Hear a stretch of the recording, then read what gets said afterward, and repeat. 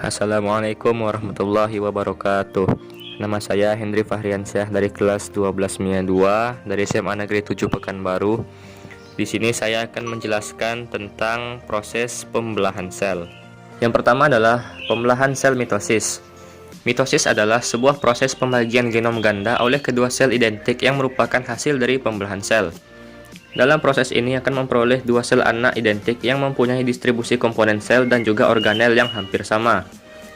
Tahapan-tahapan pembelahan mitosis. Secara lengkap, pembelahan sel mitosis merupakan pembelahan sel yang juga melibatkan pembagian dari kromosom atau inti serta sitoplasma dalam membentuk dua sel anak yang identik secara genetik. Dalam fase ini terdiri atas profase, anafase, metafase, dan juga telofase.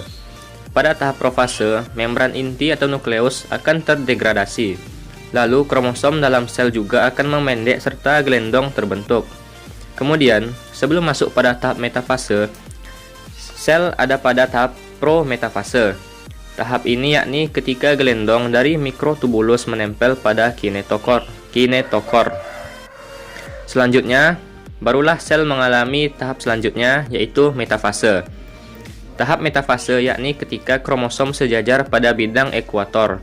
Lalu, kromosom tersebut akan menuju ke kutub yang berlawanan dengan tahap anafase. Tahap pembelahan sel mitosis yang terakhir adalah tahap telofase. Saat kromosom berubah hingga menjadi kromatin. Lalu, gelendong pun akan menghilang serta membran inti terbentuk kembali. Hasil dan fungsi pembelahan mitosis. Karena pada proses mitosis terbagi dua sel anak yang identik, maka informasi genetik keduanya pun tak terdapat variasi.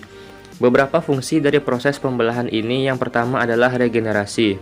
Hewan dapat meregenerasi bagian tubuh dengan menghasilkan sel baru melalui mitosis, misalkan bintang laut.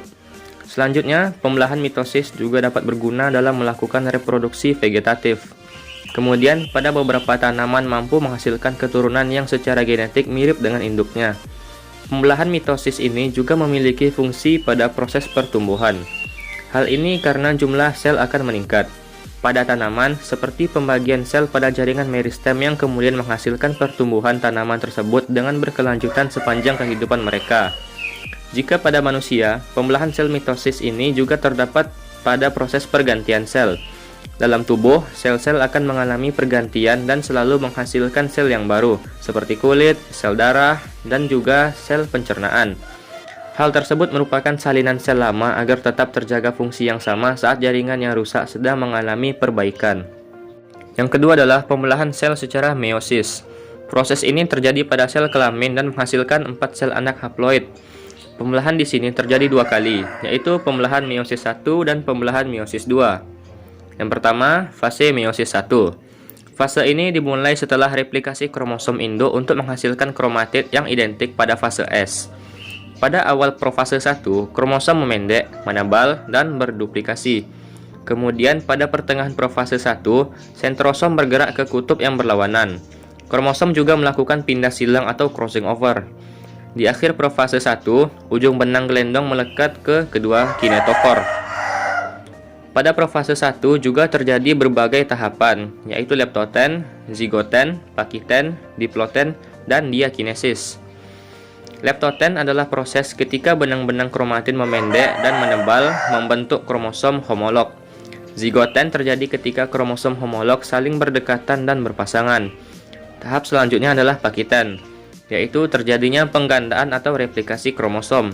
Kemudian, terjadi diploten atau pindah silang dan tempat persilangan antara kedua lengan kromosom yang disebut kiasma. Terakhir adalah tahapan diakinesis, yaitu ketika benang-benang gelendong atau spindle terbentuk. Kemudian adalah proses metafase 1. Pada proses ini, kromosom homolog bergerak ke bidang ekuator dengan sentromer mengarah ke kutub, dan kromosom berikatan dengan benang spindle. Yang selanjutnya, anafase 1. Pada proses ini, kromosom homolog ditarik oleh benang spindle ke kutub berlawanan. Membran sel melekuk ke bagian tengah, dan isi kromosom terbagi menjadi haploid.